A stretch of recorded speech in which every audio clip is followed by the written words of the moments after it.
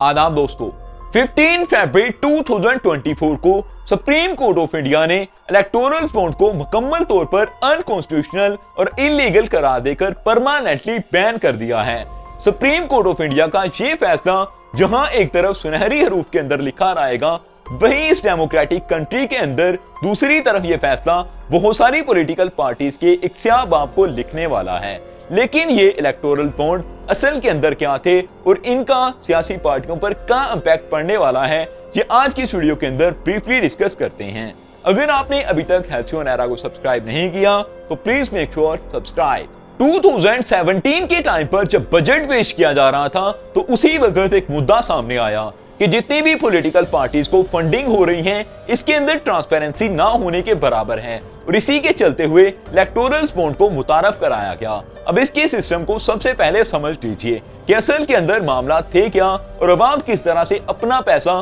किसी political parties को दे देती थी। असल के अंदर आपको SBI यानी स्टेट बैंक ऑफ इंडिया की किसी भी ब्रांच के अंदर जाना है और वहां से एक बॉन्ड हासिल करना है। वो आप पैसे पे करने के बाद हासिल कर लेंगे और ये पैसे उसी वक्त एक पॉलिटिकल पार्टी के पास चले जाएंगे जिसको आप डोनेशन देना चाहते हैं और ये पॉलिटिकल पार्टी 15 दिन के अंदर उसको कैश कर लेगी और एज अ फंडिंग अपने पास सेव करेगी या उसको यूज कर लेगी। अब ये फंडिंग 1000 से लेकर 1 करोड़ रुपए तक की हो सकती थी, यानी कि जो बॉन्ड्स बनाए गए थे ये इलेक्टोरल बॉन्ड्स 1000 से लेकर 1 करोड़ तक की रकम के थे। लेकिन हैरानकुन तौर पर 2018 से लेकर अभी 2024 तक तकरीबन 16,000 करोड़ की फंडिंग हुई और ये चीज तो हैरानकुन थी ही, लेकिन उसके साथ एक और चीज भी ऐसी थी जो कि इससे ज्यादा हैरानकुन थी। इस सारी फंडिंग में से 57% फंडिंग सिर्फ और सिर्फ बीजेपी को हो रही थी, यानी कि $1.92 बिलियन फंडिंग हुई और उसके अंदर से $600 मिलियन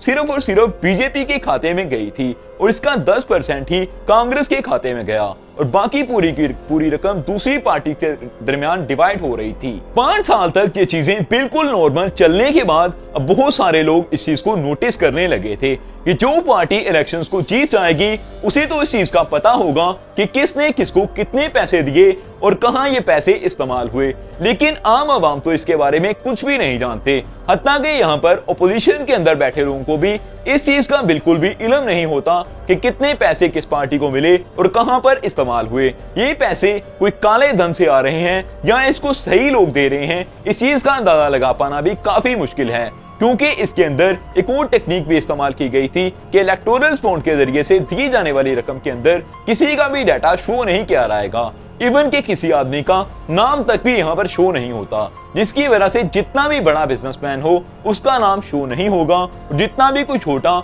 लॉस मेकिंग कंपनी का ओनर हो वो भी अगर फंडिंग करता है तो उसके बारे में भी पता नहीं चलने वाला था, जिसकी वजह से सुप्रीम कोर्ट को भी काफी ज्यादा यहाँ पर डाउट्स होने लगे थे, जिसकी वजह से अभी ऐसे फैसले करने पड़े हैं। अब असल के अंदर हुआ क्या कि 2 NGOs जिनके अंदर ADR और कॉमन कॉज शामिल हैं उन्होंने एक पिटीशन फाइल की और उसके बाद एक और पार्टी जो कि पॉलिटिशियन पार्टी थी उसने भी एक पिटीशन फाइल कर दी और सुप्रीम कोर्ट इस चीज को सोचने पर मजबूर हुई कि असल के अंदर ये मामला चल क्या रहे हैं। ADR ने अपनी जो रिपोर्ट दी थी इसके अंदर फैक्ट एंड फिगर को शो कराया गया था कि 16,000 करोड़ की फंडिंग हुई है और दूसरी तरफ इंडियन कम्युनिस्ट पार्टी ने जो चीजें सामने रखी थी वो ऐसे सवालात को जन्म दे रही थी कि जिनका जवाब दे पाना किसी के बस की भी बात नहीं थी। उन्होंने कहा कि असल के अंदर Bharatiya Janata party 57% of funding लेकर कुछ ऐसी पॉलिसीज बना रही है जो कि अपनी स्टेट के भी खिलाफ हैं और हो सकता है कि पूरे इंडिया को आने वाले टाइम के अंदर इन चीजों की वजह से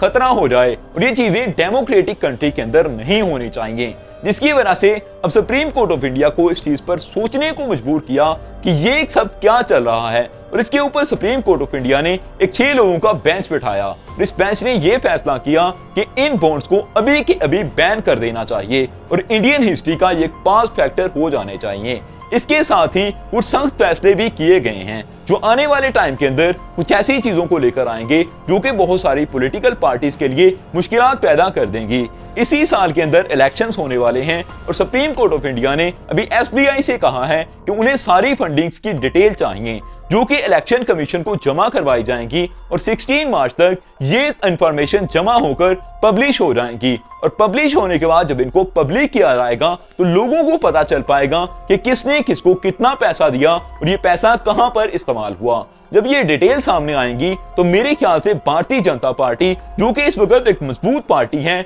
और इक्तदार के अंदर भी है, उनके लिए मुश्किलात काफी बढ़ने वाली हैं, क्योंकि इनको जितनी ज्यादा फंडिंग्स आ रही हैं ये लोगों को काफी फायदा भी देते रहे हैं। इसकी वजह से इन्होंने ऐसी पॉलिसीज भी बनाई होंगी जो कि सिर्फ लोगों के फायदे के लिए हैं, क्योंकि सुप्रीम कोर्ट ऑफ इंडिया के पास जो डाटा निकल कर आया उसके अंदर कुछ ऐसी चीजें थी जिसने सबको हैरान कर दिया। कुछ ऐसी ऑर्गेनाइजेशंस जो कि खुद लॉस के अंदर जा रही हैं वो भी अभी यहाँ पर